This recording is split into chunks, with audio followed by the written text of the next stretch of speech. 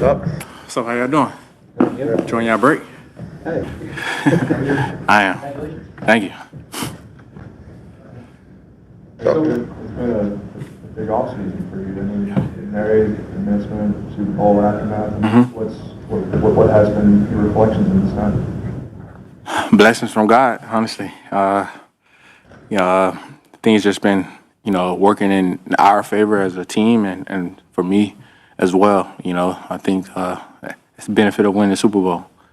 So it's been great. What's the process like changing from celebration mode to preparing for next year mode? Is it difficult? When do you know it's the right time to do that? How does that work? The process is always the same, honestly, regardless of if we won or not.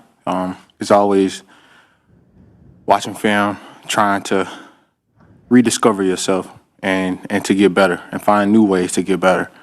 And because of you have to grow in this league. And if you don't, you'll get exposed, honestly. And as a team, just growing, pushing each other each and every day, not worrying about the results at the moment, but just worrying about the effort, I should say. You posted shortly after it was over that, I'm paraphrasing, but you're almost ready to get back at it. That you didn't really get the sense of enjoyment, I don't know if that's the right word, enjoyment out of it, you thought you might. Have you given any more thought to that since then? No, the parade was very special. I celebrated it, and it was very fun. But after that moment, it was back to work, back to trying to find new ways to get better.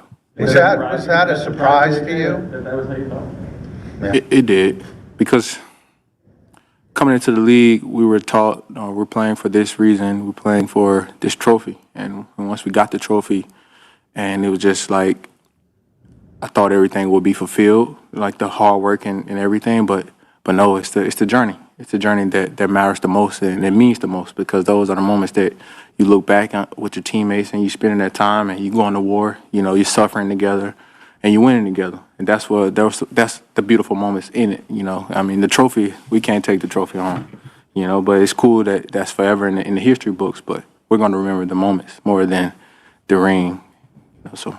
What have your interactions been like with Kevin Tulo since he became EOC? Pretty much the same, honestly. Me and him always had a great relationship anyway. And he's been doing a great job stepping in with the team. He's just leading the meetings now more. But he's been doing a great job, I should say again. And our relationship is great. So how do you go about deciding? Excuse me. How do you go about deciding like what you need to work on during the off season, what you want to get better at, and what is your process for deciding what that might be? It always just boils down to just watching film and the things, and you just take notes. You just take notes of what you didn't do really well last year, and that may have snuck through the cracks that nobody never realized. But deep down, everybody knows their weaknesses and their strengths, and you just trying to find new ways just to pick a few things, and you focus on that during the summer, on the OTAs. I'm sorry. Last time we asked you about the Olympics, you had said I wasn't sure of the age and you'd be 30, but you also wanted to compete for a gold. Now it looks like that's actually going to be allowed to happen. Wondering if you still feel the same way about your age, and would you want to compete? So I heard the Olympics is during camp. Yeah, so no. Yeah, so that would be tough. That would be tough, but hopefully that goes through, and I think that would be fun just to compete, and me personally, no, but because of camp, and you guys will be complaining about AJ Brown is not at camp, and so will the fans be, so I'm gonna keep the main thing, as Jay said. AJ, we saw in the Super Bowl that the passing offense needed to come through like you kind of were forecasting when you spoke out in December. Looking ahead to next season, obviously there's going to be a lot of tension on stopping Saquon. How do you approach what you think the offense will need to look like, or at least be able to adapt to, knowing that's likely to be the case? I can't predict how the offense will look next year. But I do know we have to evolve as a team, evolve as an offense. And I think that's a question for KP, honestly. And for me, my job is just to focus on whenever I get those opportunities, just make the most of them. And that's pretty much, that's my box. That's the box I'm going to stay in. But so. Is that something you felt like you guys learned as a team from the first Super Bowl year, but then when you came back the next year, things weren't great?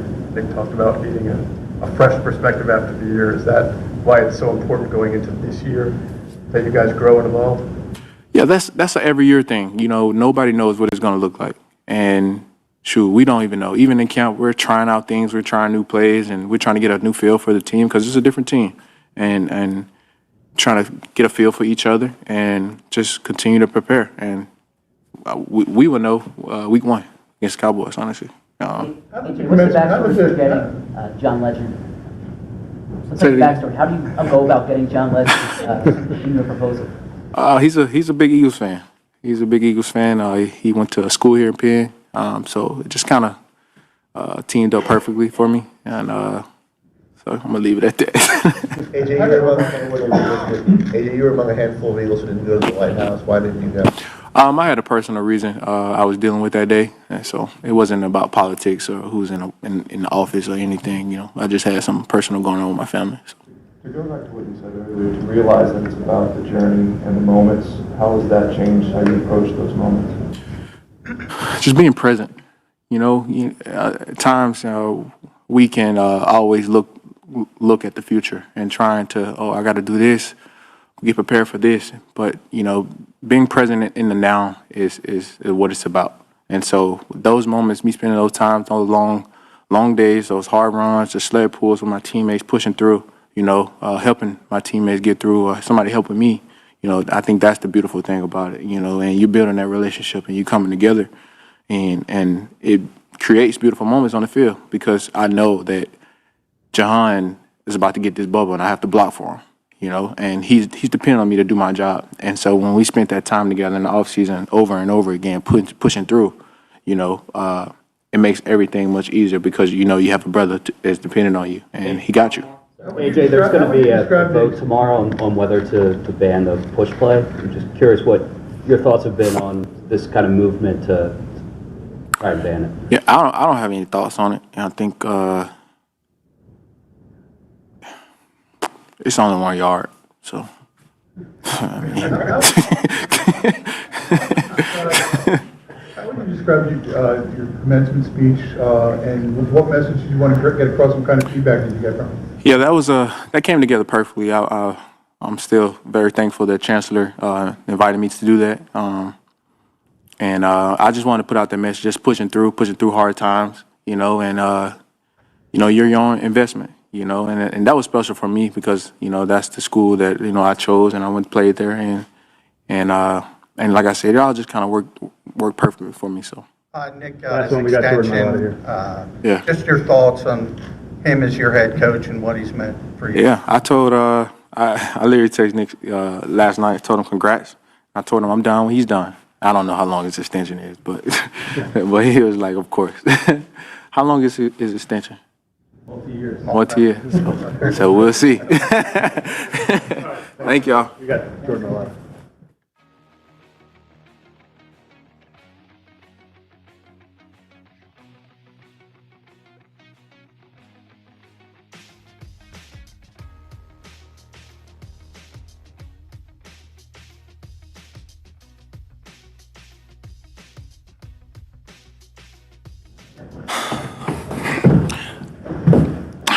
Thought I'd begin by wearing this shirt, so please.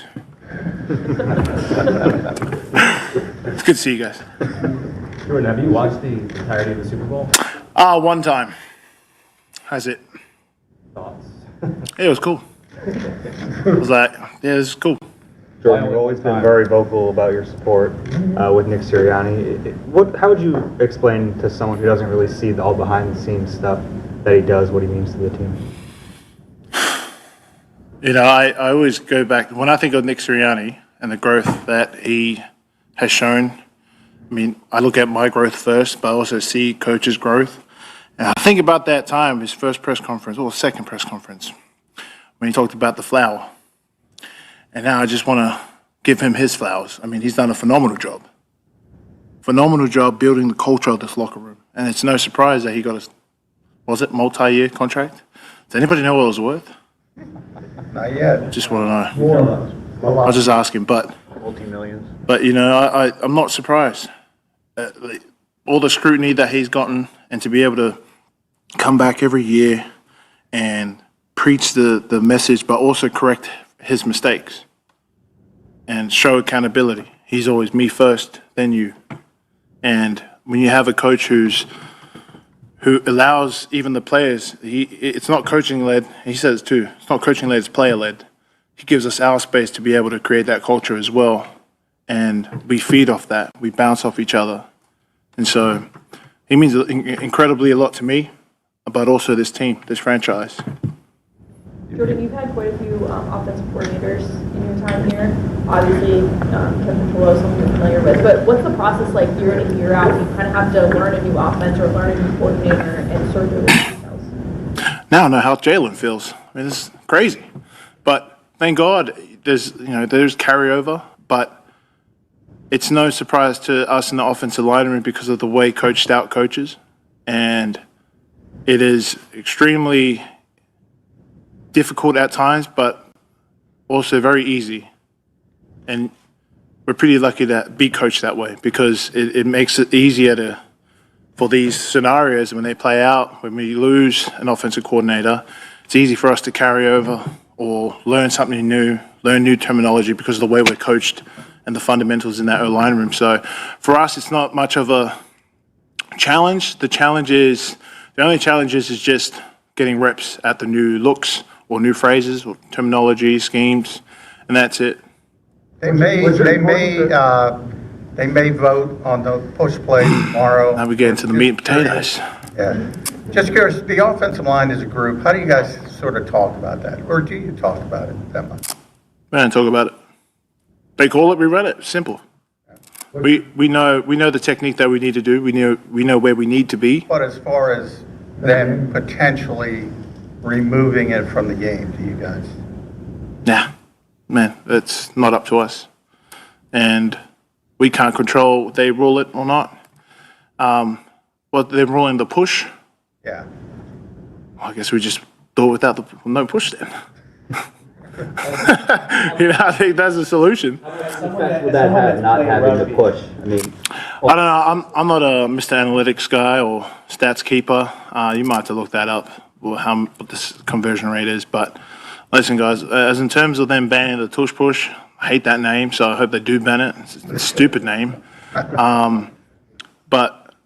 I can't control that. We can't control it, so we don't even worry about that. Right now, we're just installing our schemes. Whatever KP is installing that day, that's what we're focused on. Because worrying about if they're going to ban the tush push or not ain't going to win us another championship. Right, what we do every day here matters.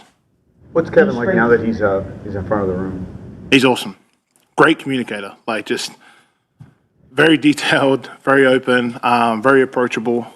So it makes it easy for us to come to him with ideas. Each spring the Eagles have these developmental tackles, and the narrative seems to be, I'm going to Southland University, see what happened with Jordan Mailata. How atypical, though, is your story? Like, is it hard to take someone and turn him into a starting caliber offensive line? I can't speak on that for other people. For me, you have to meet Coach Stout halfway. That's how you become successful. When someone's extending a hand or giving you an olive branch, like, you have to be able and willing to meet him halfway. That's like half the job. If you just, as cliche as it is, if you just do what Coach is telling you to do, you'll be great. It took me a long time to realize that, and just listen to coaching, take the coaching and apply it. But, to come in that room, it's not about, I love our rookies. This is a great rookie class, like, especially in our O-line room. They work hard. And I told Miles, I told Cameron, and I told Drew, I said, I don't care if you come for my job. Like, if you're better than me, you're going to be better than me. But I'm going to make it damn hard for you to reach that. But I'm going to bring you along. I'm not going to kick you down. I said, that's not how it runs here. It's not how we do it. I bring you along because you're going to make me better. And boy, that boy is pushing me. Which one? Both. All three of them. Drew doesn't even play tackle. I watch him run drills. I'm just like, damn, he's good. damn, he's good. Why are you willing to have that? We've heard about quarterbacks who won't do that for backups. Why are you willing to do that? It's the culture that I was welcomed into. You know, why would I shut the door? Yeah, when I came here, JP, Lane Johnson, Jason Kelsey, Big V, Isaac Selmalo, Wisniewski, Stefan Wisniewski, man, go down the left, Chance Womack. Those guys just welcomed me in, and they brought me along. So I feel like I owe it to these rookies to bring them along. And I just told them straight up, if you're better than me, I'll vouch for you. But I'm going to make it damn hard. Like, it ain't easy, but good luck. So that makes you, in turn, a better player as well. Not the culture, but it drives you. Well, I don't want to be complacent, you know? If I feel like someone's chomping at my heels, it's going to make me run faster. What do you like about Miles and Cam from a physical standpoint, pushing you? The effort, the grind. A couple days we had to get on them a little bit. I got them a little bit. Now we're in the second week together, mate. Just the effort they put in the drills, when they make a mistake, they correct it the next day. Like, that is showing that someone is coachable. It's not just the physical side. It's can they learn from their mistakes and can they apply it the next day when we're doing that drill. And mate, Miles and Cam are doing a great job. How's the competition at right guard looking? The competition? I didn't realize there was a competition. Okay, so who's got the job?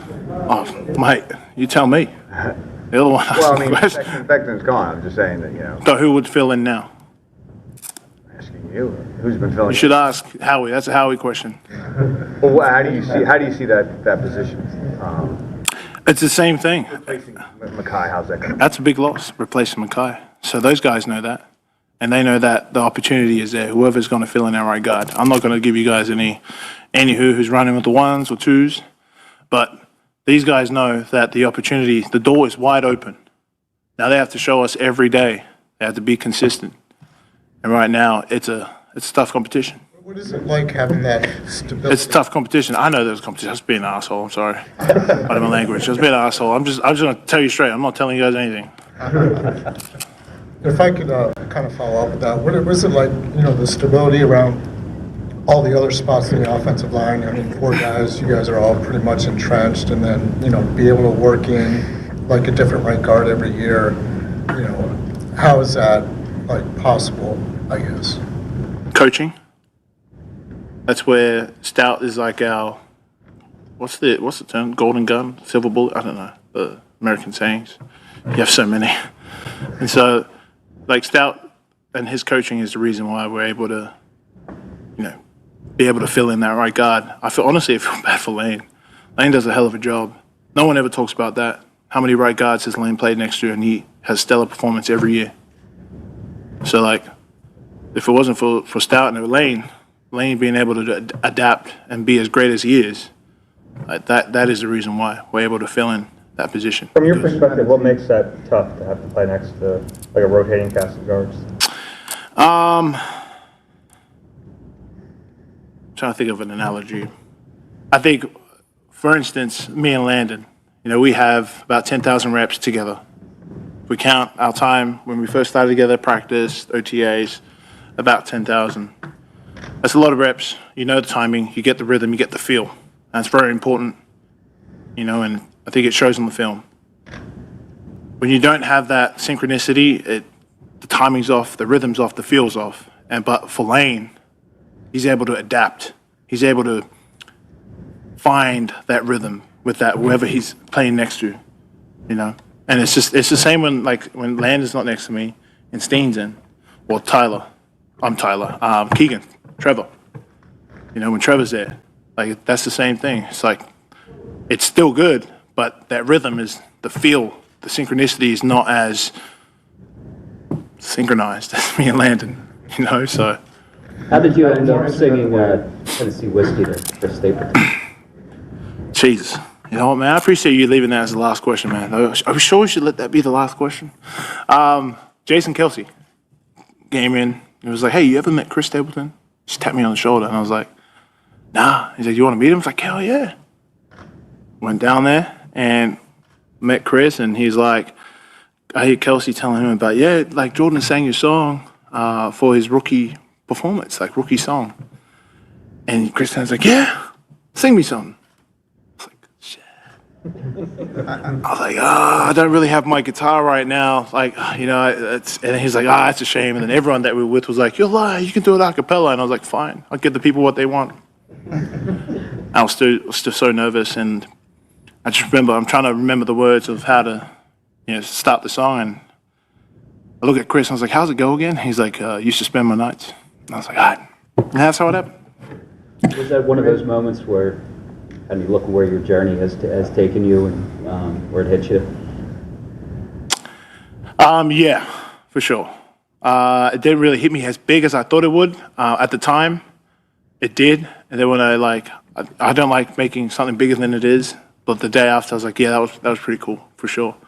And at the time, all I could think about was, man, if I had butchered it, I think I would have left that concert, gone home and screamed into my pillow and not shown my face for the rest of the year. You mentioned that the way that Kevin leads a room makes it easy to go to him with ideas. Yeah. What's that idea generation like, and what's that experience been like as he's kind of... Talking about terminology, something that we can clear up to make it easier for all positions. And then also just like scheme-wise, just an idea for a scheme. And we're able to have that open dialogue. And, because of our relationship, he can tell us, yeah, that was bad. That's a bad idea. Here's why. But it's not just like not shut down, there's a why. And like, then I learned something that day. I was like, okay, great. Maybe I should just stick to playing that line. Thanks, everybody. Yeah. Thanks, guys. Thanks. Appreciate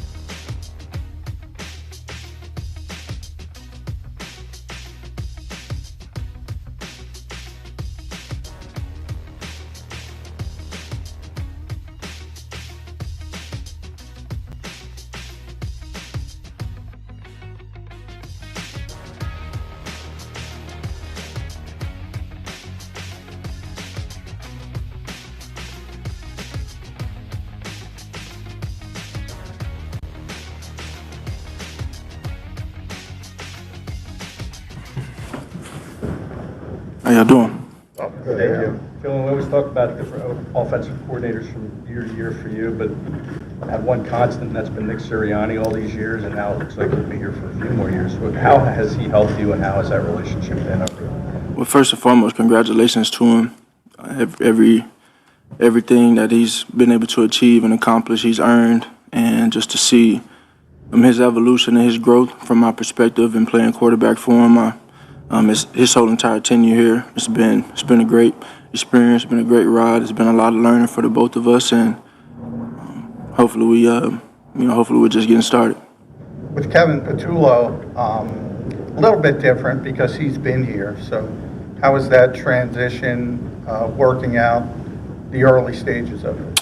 Coach Patullo he's been here throughout the journey as well. He's had a different position, always played a pivotal role in what we've done, and I think he's got a great mentality and a great approach coming into everything right now. And so the bigger picture is just taking it a day at a time, truly, keeping the main thing. And I think that's where we are. Everyone's in a good place. Everyone's focused, and everyone cares about their duties and what they're supposed to do. And we've always had some type of communication in the past in prep.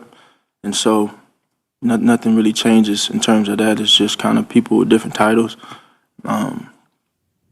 So just taking a day at a time. I think this is a season right now in the off season where we're collectively trying to build out the system and structure things the way it's going to be for this iteration of the Eagles. Is he keeping? Terminology remain the same? Last year you talked about how different things were. Yeah. Is it a lot more similar this year just because he wasn't around? There's some nuances that are different, I know in the past I gave a number, on that matter, but things evolve and things change as time goes on. And so we're just really bought into that. That's an important thing. I think that's something that I've learned as well, is you have to be able to evolve as time goes on. And so given, Coach Kevin Patullo and his new role now, and him being the one in charge of offensive leadership, you get new pieces and new ideas that come from everyone. So Coach Scott, another new quarterback coach who's been great thus far, and Coach Parks Frazier,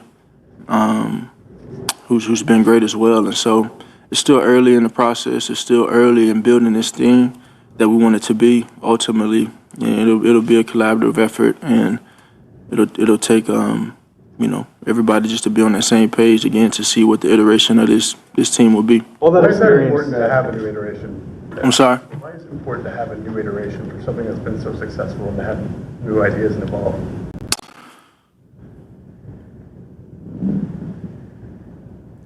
You have to be able to decode, detect, and then correct, and you refine the things that you need to refine. I think the bigger picture, the more important thing is being able to detect what I can improve on and how important it is to improve in that. We can all work hard in something, but not necessarily be working hard on the right things.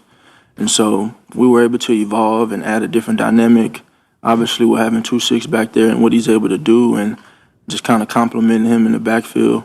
And then, the ability to pass the ball and be efficient in that when we need to do that. And so right now it's just laying the foundation, trying to figure out what iteration of this team, what this iteration of the team will be. What's it been like working with Leffler? I mean, he has a reputation as someone that's just going to jump and working at all kinds of football, and someone that values, that kind of depth and asking questions. What's that initial relationship been like?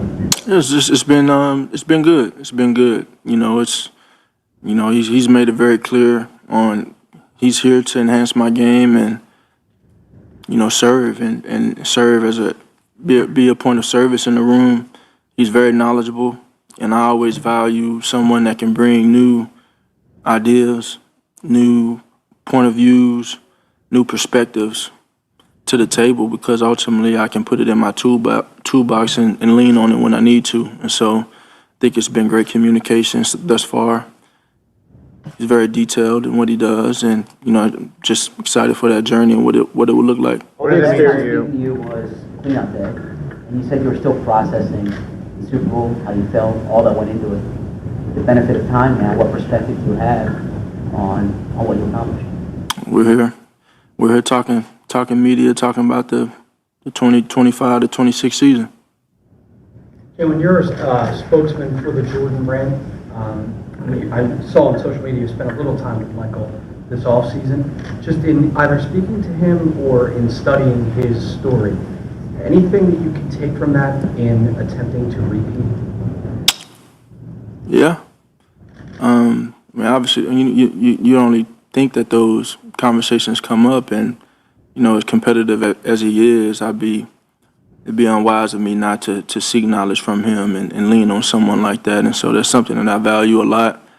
And the biggest thing is just taking it a day at a time. We have these goals and you have these big dreams of what you want to accomplish, but ultimately it's a journey. And so take it day by day. Like I said earlier, being able to decode, detect, and correct, and pretty much just refine the things that I need to so I can be at my best when needed. What does it mean for you in the offense that Dallas is coming back? And it's been a big core piece here. When I look back at, just how my tenure here has been, he's been here every step of the way.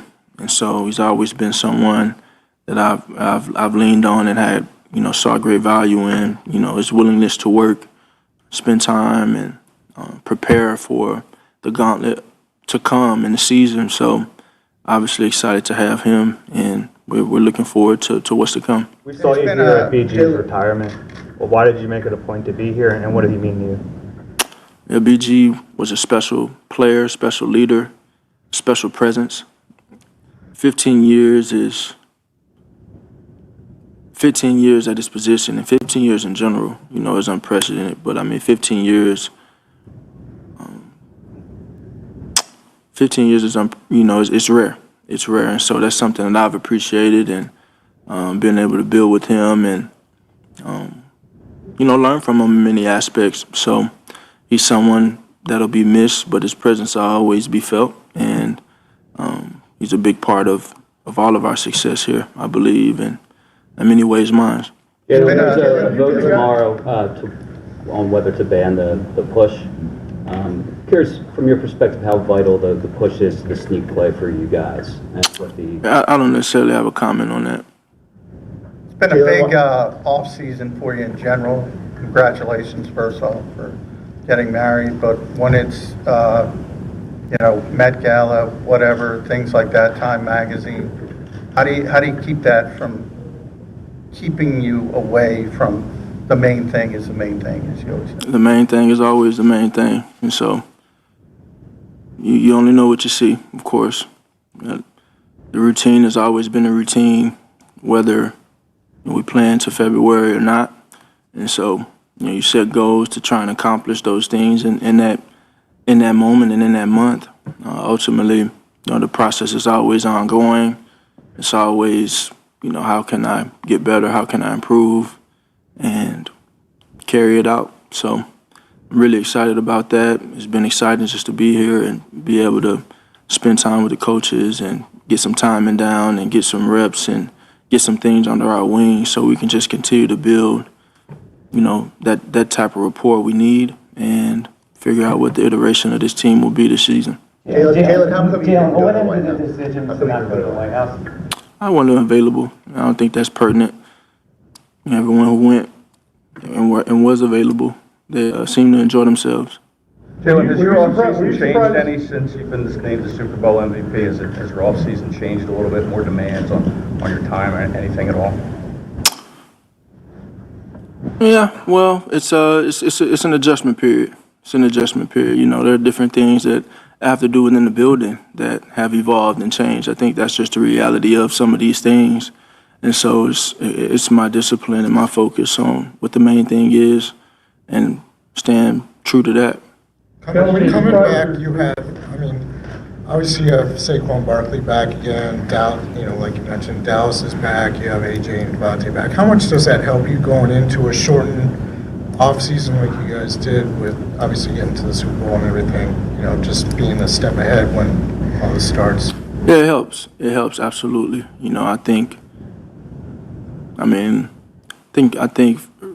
I look at it from the perspective of there's been, 4 years, where everyone's been here, Coach Sirianni included, and every team has been different.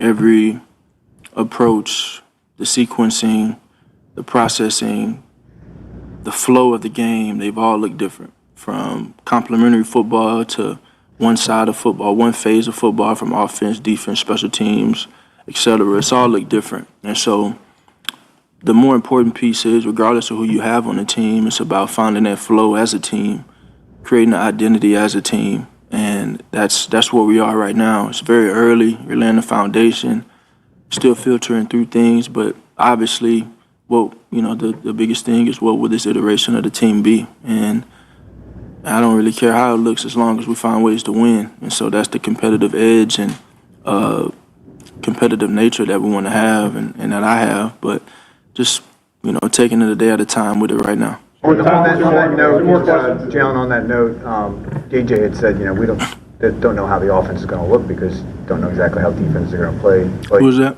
AJ was saying that every year you guys don't know, obviously going in. In the Super Bowl, we saw the emphasis that Kansas City put on stopping Saquon, and obviously you delivered in that moment. Do you anticipate it similarly being that way, especially early in the season when defenses come at you? And how do you think that's going to affect you in the offense? I think it evolves and it looks different, right? I think in that example that you're giving, they did a pretty good job of stopping the run the first time we played them as well. So sometimes it's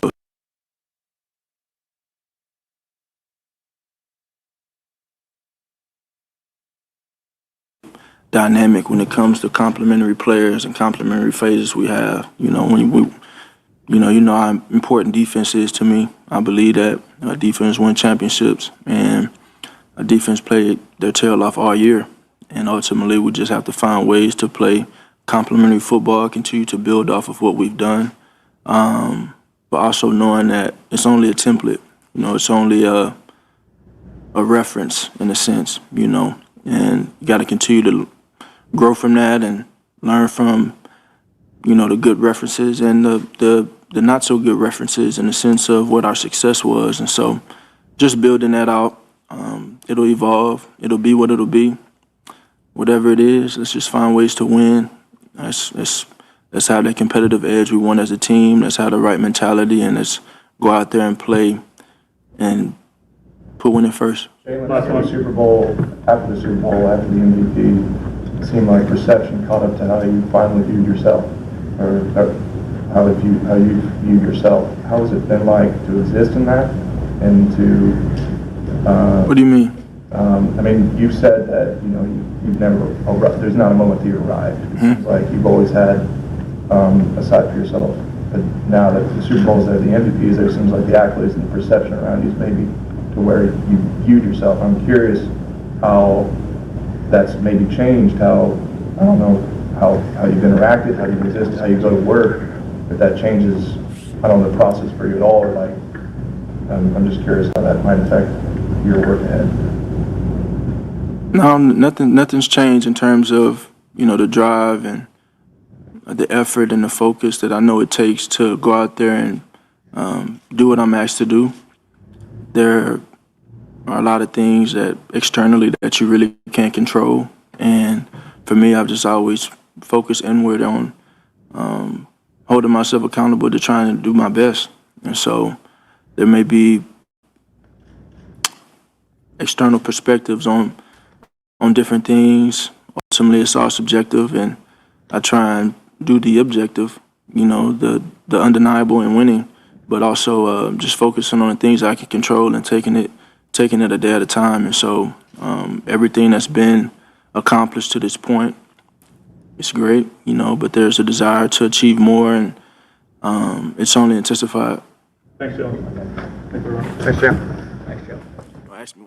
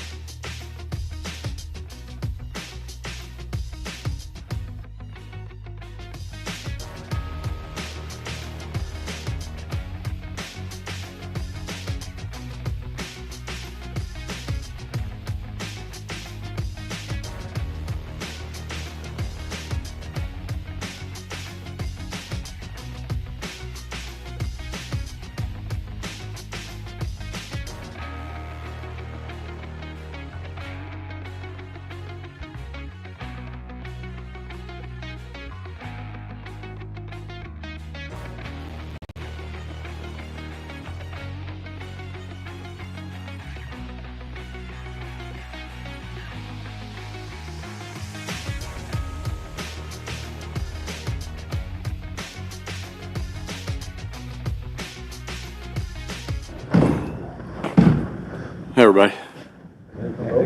I don't know. All right. How about it?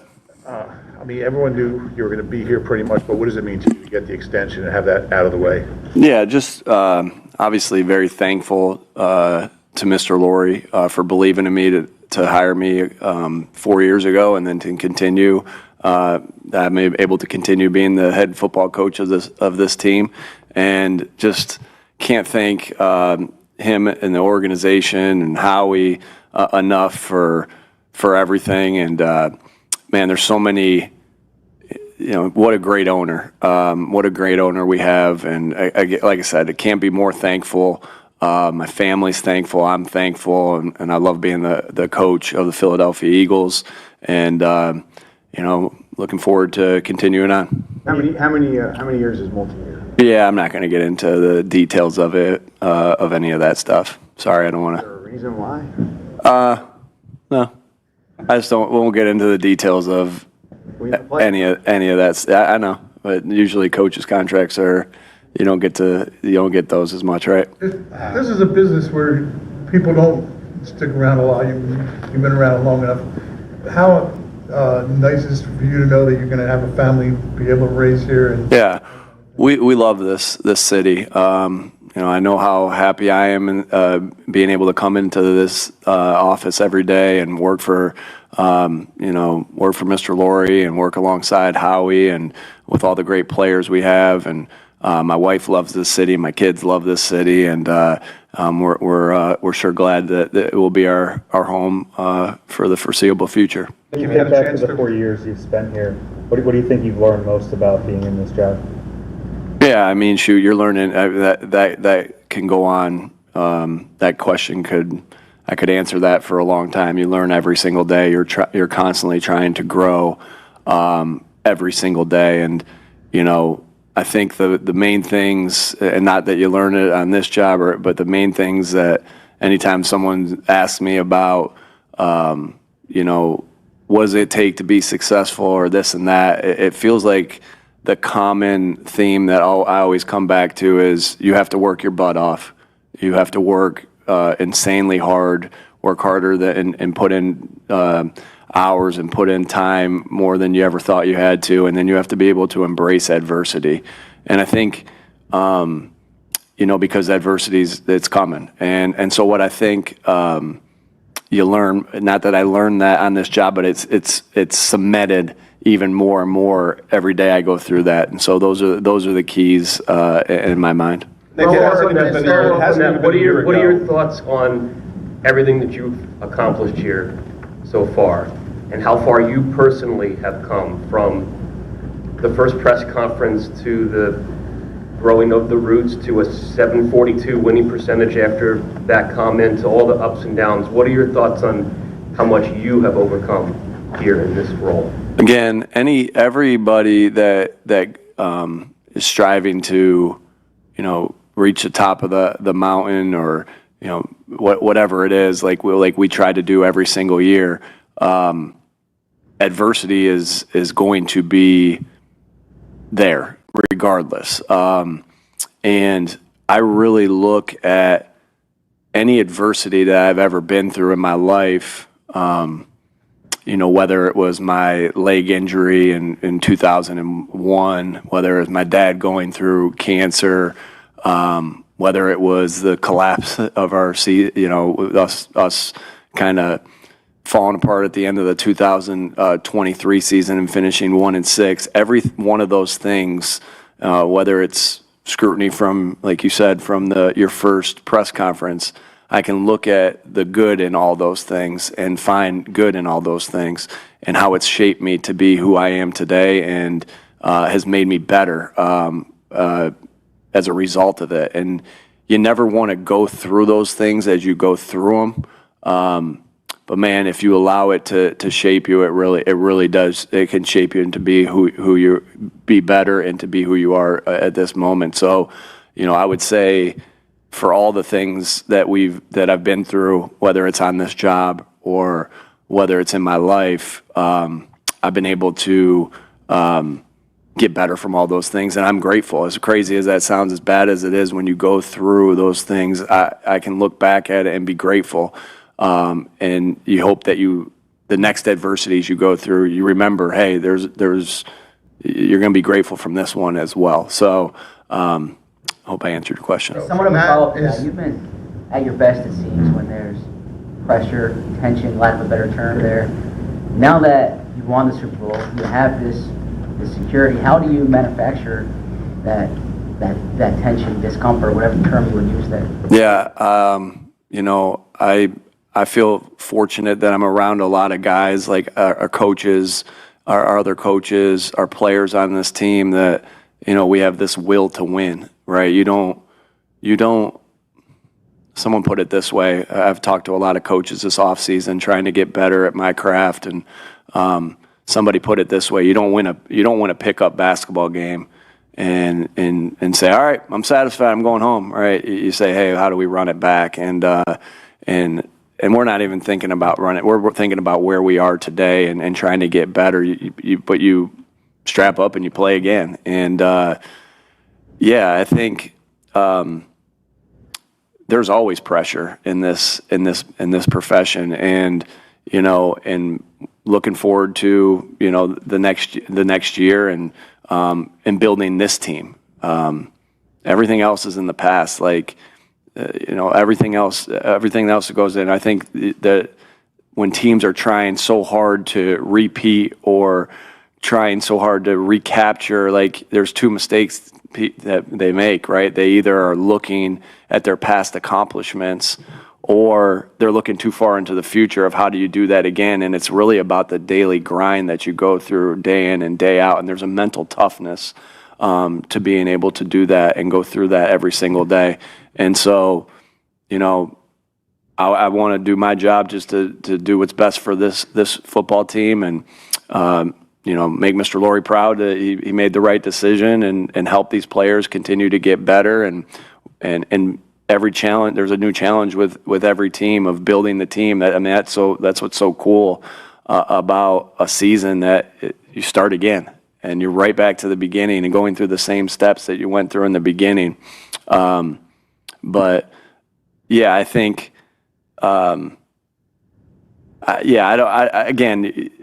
you're when you're self-motivated, like, and it may appear that I might be my best that when, I have scrutiny or when as opposed to the other side, but when you're self-motivated, the outside noise shouldn't affect you and doesn't affect you.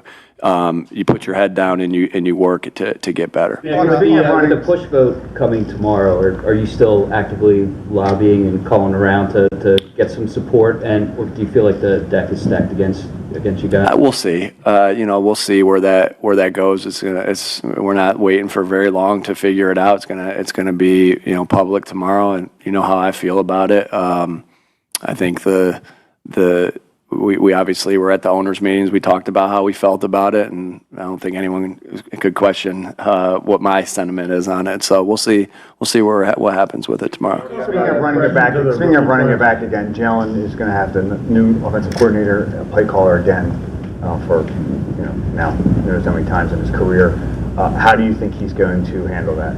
Yeah, the same way he's handled it every year. I think he's a guy that just is going to, again, same thing, start right from the beginning again, working out like crazy again, getting ready again in the classroom, getting ready on the field. And I don't notice any difference whether it was Kellen being the coordinator, Brian, Shane, or Kevin. And, I see the same process that he goes through, which is what makes Jalen special, is that he goes through the same process over and over and over again. The minute details and just the same over and over and over again. You just see him go through it and try to get better from, new experiences, new voices. I think Kevin's done a great job. I really have been impressed with how hungry Kevin is for this opportunity and all the good new ideas that he's bringing. Even though, like, Kevin's been here for, with me for 8 years, there's still things that when you're in charge, that I'm like, hey, now let's do this. Let's give this an opportunity. So, I'm really excited about where we are there, and I don't see any change in Jalen and anything that he does and how he preps, regardless of who the coordinator is. What have you learned about the fostering of the cultivation of those ideas? Because you have had to change coordinators a lot, and that's the mark of a consistent head coach. What have you learned that works in that regard? Yeah. Again, you always want to do the things that your players do best. And so there's figuring out who the players are. Now Kevin's obviously been here through the 4 years. He has a very good feel of what they do and what they do well. And so you always want to do what they do best. You always want to keep things in that you've done well, that you want to continue to grow and dress up a little bit, and then also some new wrinkles that kind of mesh to that. And then you have some things that it might be brand new. But that's the beauty of the off season. You go through your process and you decide, hey, here's what's primary, here's what's secondary, here's what's out, here's what's new, and then you start repping it, and it kind of evolves as you go. Nick, this is your second time coming off playing in the Super Bowl. Obviously, the result different this time, but what did you learn about how playing in the Super Bowl in 2022 impacted 2023, and are there any changes you're making for this upcoming season based off that? Yeah, there was always a fine line, I think, of managing, guys and as far as their bodies go, and then daily improvement, right? And so there is no secret. Like we talked, someone asked me earlier, and I said, there is no secret. Like you have to be able to overcome adversity, and you have to work hard. And so there is a fine line between that, though, right? Of the grind that you put in because of coming off of a long season, and having the guys ready to play each Sunday and getting better, right? If you lean too far one way and say, all right, it's just important that we get to Sunday with ourselves as fresh as we can possibly be, then maybe you miss out on some opportunities to grow, your fundamentals and your situational football and all the different things that takes there. And if you lean too far the other way, you run them into the ground. So there's a fine line there. It's not and I don't think there's a handbook that says this is how long. You got to have a feel for the players. You have to have it be in constant communication with your players and how they're feeling. You got to know what players to say, hey, how are you feeling? And know who's trying to maybe get a couple reps off and who's really telling you the truth. You got to do the same thing with the doctors and the training staff, and the strength coaches. And the good thing is here, I got a lot of players that I can lean on and trust there. I got a lot of guys there with Nando and Tom and Arsh that, are, give me their best advice as well. And then it's my job to listen to all parties and do what I think's best for the football team while having all that information. And so there is a fine line, but I know there's no substitute for hard work and getting better. But then again, you gotta think about the length of the season and where you are at that particular point, because one week might be a little bit harder than another week, and all those things are balanced out and thought about each and every week. You said you've spoken to a lot of coaches. Who have you spoken to, and who gave that pickup basketball analogy? I can't remember who gave the pickup basketball analogy, but I've talked to a bunch of different guys. I don't mind sharing that with you. I always talk to Coach Karras. I always talk to Coach Wright.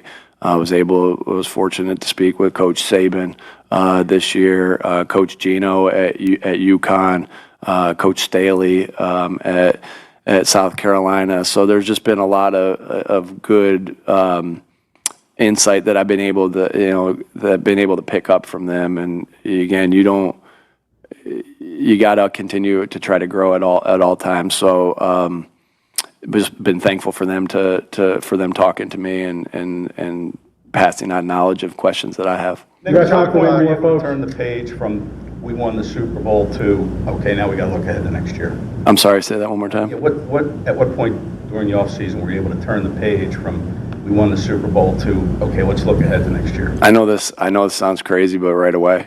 Of course, I enjoyed the parade, and of course, I enjoyed the flight back home. But and Kellen got the job, and then you're right back into filling coaching spots. So there's your calendar is always completely full, and you're just constantly trying to get better at what you did the year before. Like how do you hire coaches better, and then go through that process, and then it's into to the draft and free agency, and then it's into players phase one, and then so. Yeah, you got to turn the page. You can enjoy it, but you can enjoy it for a little bit. But you got to turn the page, and you got to turn the page quickly, because we'll have a high standard for ourselves. I know you all will have a high standard for us, but we know how high our standard is for ourselves, and it takes steps, and that's mental toughness. And I think I talked about this with the players today. I think sometimes when I talk, I tend to talk to them a lot about mental toughness, and I talk to them about overcoming adversity, and that's a big part of mental toughness. But another part of this mental toughness thing is going through the same monotonous things over and over and over again, and having the same attitude and effort no matter what the circumstances are, right? Oh man, we just went through this draft process, well, let's do it again. And so there's a mental toughness to doing the same things and the same steps over and over again. I'd like to also say, I couldn't tell you how many players, and coaches had come up to me and just say congratulations, and it felt like my response was, again, I got a chance to thank Mr. Lurie and in my opening, what I said up right away, but it felt like with every player that I talked to, the main thing that was coming out of my mouth was, well, I'm not in this situation without great players, and I'm not in this situation where I'm able to sign a new contract without great coaches, and I'm not in this situation to be here without Howie. So it truly is. You can't be great without the greatness of others, and whether it was Jalen coming up to me, and said the same thing to all the guys, Jalen, Dallas, Clint Hurt, Vic. Howie. And so, again, it just shows you how awesome a team sport like football is. It takes everybody, and sure, I'm grateful for Mr. Lurie and all the players and all the coaches here that have put me in this position to be able to do this. From that professional standpoint, last one, diversity and all that, but on a personal level, is there any validation, Super Bowl extension, just when you're by yourself, again, all that, like, you can either go at it and be like, look at me now, but I don't think that like, again, I'm grateful for all those scrutiny. I'm grateful for that for multiple reasons, right? I'm grateful in the sense that it shapes you to who you are going to be, right? God puts you through things, and it shapes you to who He wants you to be. And then also, through scrutiny and through different things like that, and adversities that you face, I'm going to be able to raise my kids, and they're naturally going to be able to, they're going to be going through things, and I'm going to be able to look back at things. And there's another reason I'm grateful. I'm grateful for that in the sense as well of, players that are going to have to go through that, because no one's exempt from adversity that you go through in the challenges of the NFL. So I don't think you can have a grateful heart for the things that you've went through to shape you to who you are, and then on the other end go, oh, look, what do you say? You know what I'm saying? And so that gratefulness of the scrutiny and of the adversity and all those things that you said, it's not validating. It's a grateful heart more so than the validation of a contract or a Super Bowl. All right. Thanks, folks. We got to get out of here.